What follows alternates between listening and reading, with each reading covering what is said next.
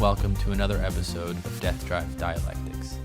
I'm Tyler, here with Nick, and we're bringing you episode 1 of a 3-part series in which we'll be taking a deep dive into the anime Cyberpunk Edgerunners, a show based off the video game and the larger cyberpunk universe. In the process, we'll be using the theories of Gilles Deleuze, Felix Guattari, Jean Baudrillard, and Jaques Lacan to analyze the show and generalize its lessons to our contemporary society. Let's get started. The anime Cyberpunk Edgerunners, directed by Hiroyuki Imaishi, and the broader cyberpunk universe created by Mike Pondsmith, synthesizes the philosophies of Gilles Deleuze and Felix Guattari, Jean Baudrillard, and Jaques Lacan. The anime follows a Night City teenager, David Martinez, who, after the death of his mother, joins a street gang and becomes what is known as an edgerunner, a bionic mercenary who transforms their body with cybernetic enhancements to survive in a violent, hyper-capitalist dystopia. Starting with the gradual decoding of his body and ending with the volatilization of his subjectivity, we will follow David's trajectory straight to the schizophrenic limits of his society. Next, we will highlight how cybernetic integration and hyperreality condition David's schizophrenic process, or how David's acceleration toward cyberpsychosis does trace a Deleuzian line of flight, but across a Baudrillardian, hypercurved space, which inflexes any and all trajectories back into capital's orbit. While David does come into direct conflict with corporate state apparatuses, it is made clear in the show that even his rebellion was anticipated by the system. We argue that David is trapped within a totalized matrix of control, where all lines of escape are already modeled and coded. Further, where Baudrillard might find David most objectified, or where Deleuze and Guattari might find him most schizophrenic or machinic, we find David most human, or most subject. Against Deleuze and Guattari and Baudrillard, we will affirm the Lacanian subject amidst socio-political conditions of contemporary capitalism, which aim to circulate and reproduce the subject by plugging every nerve into a network of coded flows. Finally, we will offer the concept of orbital acceleration as a guide for exploring subjectivity and the death drive under cybernetic capitalism.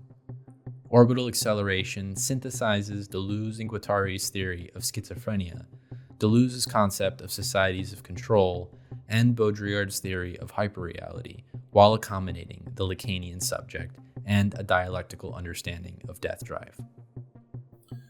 Deleuze and Guattari see schizophrenia as an anarchic socioeconomic process, disregarding clinical presentations of psychosis in favor of a systemic logic governing the acceleration of capitalism. According to Deleuze and Guattari, capital is a unique social formation that volatilizes all other social categories it comes into contact with, like culture, religion, and community, absorbing them and simultaneously dismantling them for its own self-reproduction. Schizophrenia is produced at the limits of capitalism's rhizomatic colonization of all possible territories, an expression of its retroviral plasticity.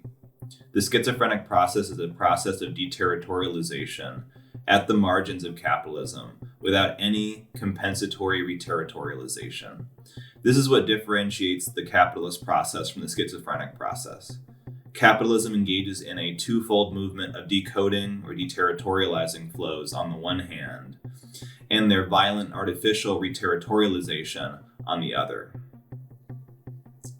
According to Deleuze and Guattari, the schizophrenic is revolutionary because they exist in categorical opposition to all attempts at oppressive reterritorialization and escape the repression of social machines, connecting with libidinal networks of desire. The schizophrenic breaks with fixed identities and radically recreates themselves as a non-totalizable multiplicity, a zone of mutability, free from stratification, attracting and metabolizing all flows towards the unconstrained production of desire.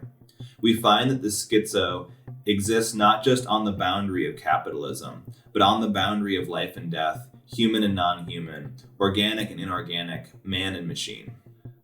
The cyborg, an archetype of the cyberpunk genre, similarly destabilizes the boundary between the body and machine, or between the conscious and the machinic unconscious. The cyborg body is a site of interchangeability and flux, a human, weapon, computer, and network node all at once, defined by this very capacity to transform and epitomize a line of flight towards schizophrenia. In Cyberpunk Edgerunners, schizophrenia manifests as cyberpsychosis, a disorder caused by the implementation of too much cyberware, characterized by hallucinations, delusions, and violent rampages. The catalyst for David's schizophrenic acceleration is the traumatic death of his mother, Gloria Martinez, who is denied life-saving care after a car crash due to her lack of health insurance. The car accident orphans David, destroying David's Oedipalized life under his mother, throwing him into the world of cybernetic self-modification and hyper-violent pirate capitalism. Shortly after, David surgically implants the Devastan, a highly sought-after cybernetic spine that gives the user super speed. In the cyberpunk universe, the body is constantly opened up to cybernetic integration. The boundaries of the organic and inorganic are traversed and made permeable as cybernetic desiring machines disrupt the organic integrity of the body. David constructs his identity around an unstable, ever-transforming body, overwhelmed with intensities, what Deleuze and Guattari would call a body without organs. For Deleuze and Guattari, the body without organs is like an egg, a multiplicity of intensities concentrated into a destratified space of growth. The egg is a vital factory that produces its own concentration of intensities and actualizes these intensities in its own destruction. A body without organs is a state of being that breaks its own limits, like a pupating moth's cocoon operating as a vital pool of potential. The body without organs actively resists a stable definition, as it is a process of rhizomatic multiplicity, becoming without being. The body without organs is the terminal point of deterritorialization. It is opposed to the organism with organs, in which the organs function to dam, channel, and stratify flows. David is conditioned by the brutal libidinal economy of deterritorialization and reterritorialization in cyberpunk's hyperviolent and narco-capitalism. His capitalist environment consistently vies for his reterritorialization into a stratified identity. A criminal, a student, a mercenary. However, David's growing obsession with cyberware wins over and deterritorializes his body to the schizophrenic limit. David eventually develops cyberpsychosis as a result of his addiction to cyberware.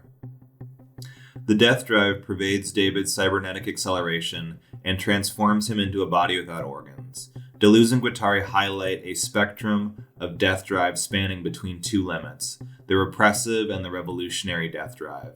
The repressive death drive is the immortality confirmed on the existing social order, carried into the ego, all the investments of repression, and the phenomena of identification. Whereas the revolutionary aspect of death drive exists in the power to experience institutions themselves as mortal, to destroy or change them according to the articulations of desire in the social field, by making the death instinct into a veritable institutional creativity. The two aspects of death drive are represented by David and Atom Smasher. Atom Smasher, with 2% organic content remaining, is a cyborg of unmatched strength, wielding the most cutting-edge military cyberware, and is appointed as head of security at Arasaka. Both characters exist at the limits of cybernetic integration as one-man armies. However, David and Atom Smasher are diametrically opposed to one another.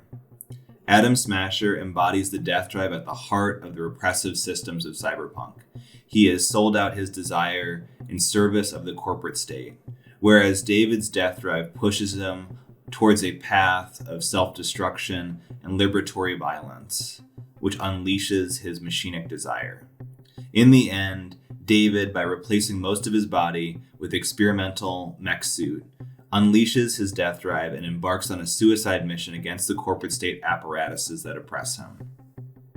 David becomes a cyberpsychotic, which further emphasizes David's categorical opposition to Atom Smasher's stratification.